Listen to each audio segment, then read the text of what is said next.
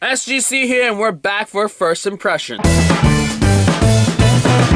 Strangers Season 1, Episode 1, or literally in Korean, Secret Force. This is a South Korean TV series, and it stars Seung-woo and Bae Doona, who you might have seen recently in Sense8, and she was also in Sympathy for Mr. Vengeance back in the old boy days. Interesting tidbit here is that this series, when it aired from June 10th to July 30th of this year, Netflix actually bought the entire series for $200K per episode to have it aired simultaneously on Netflix. So that's pretty cool. Have you heard of another series that's done that? I haven't, nor have I looked in to see if there was, but this is cool, and this caught my eye, and I watched it.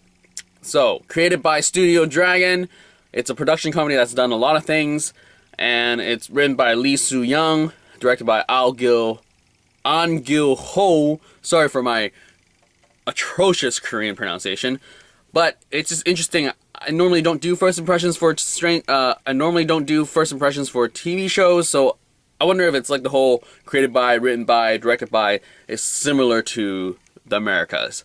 But who knows. Anyways, yes, so what's the series about? Basically it's about a story around a cool-headed prosecutor who lacks emotions and empathy.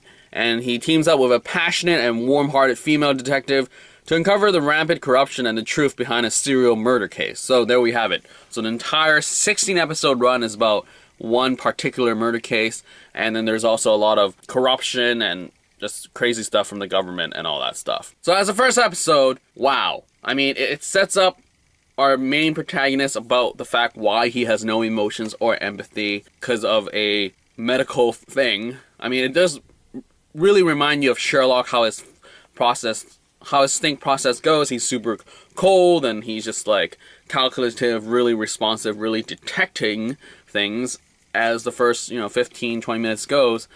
But it's interesting that they sort of like justified his actions medically, where he's not just like an awkward personality. I only watched season 1 of Sherlock, or from what I gathered from Sherlock Holmes is that's his personality. That's how he goes. So prove me wrong if he's actually medically inclined to be the way that he is. But here our main guy is that way. So one thing that really sort of blew my mind was how cinematic everything looked. It felt like it was shooting a movie, in a sense where the camera movements were a lot more than your typical crime drama, and it was fun. It was like, it looked a lot better, it was a lot more engaging. I was sort of just like, come on, what's next? What's going down next? And the murder case, it's just like, who done it? But at the same time, this first episode covers a lot. We get introduced to our main protagonist. He's this no emotion, empathy guy. And then we get our detective, who is pretty nice and chill, but she's sort of like, I don't know, not in this episode a lot. So I do wonder how they're gonna get introduced. Why would she tag team him and all that stuff? So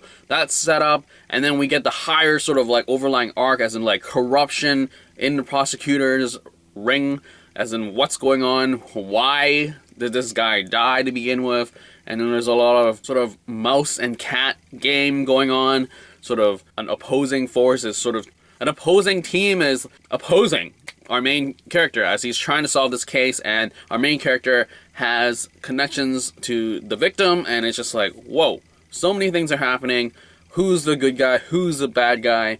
Because some of them seem like they're in on it with the corrupted prosecutors, and some are just sort of nilly-willy doing their job and just accidentally, or not accidentally, they're just doing their job and they're helping these senior prosecutors.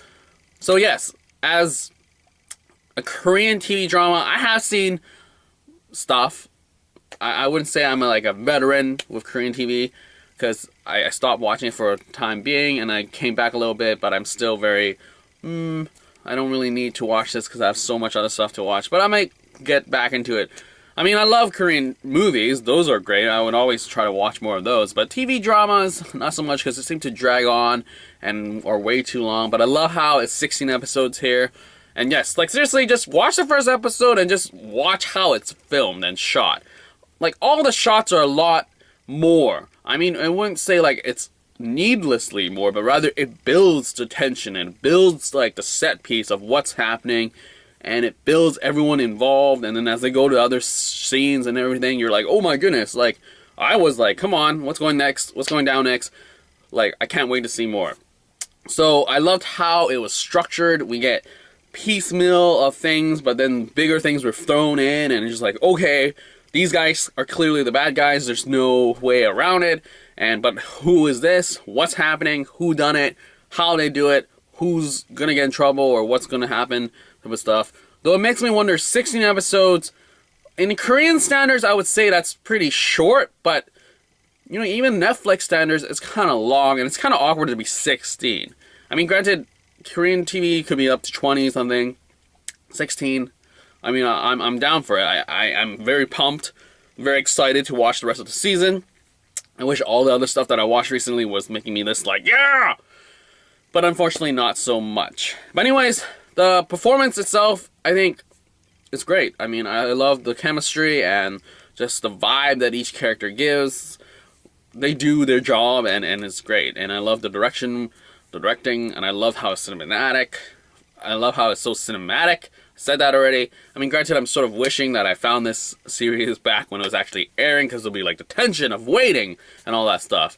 And yeah, so definitely, I mean, I checked the Wikipedia page, and it says Studio Dragon is doing season 2. So yes, cannot wait. Netflix better get on that. More people get on that so that we get season 2 on Netflix for sure. So we don't have to go online and find things, because finding things is... Netflixing is better. Anyways, I enjoyed it. Enjoyed performance, enjoyed the shots, enjoyed the story, tension, atmosphere. What else can I say? Except, you should go watch it. Anyway, that's it for this first impression for Stranger, Season 1, Episode 1. Out!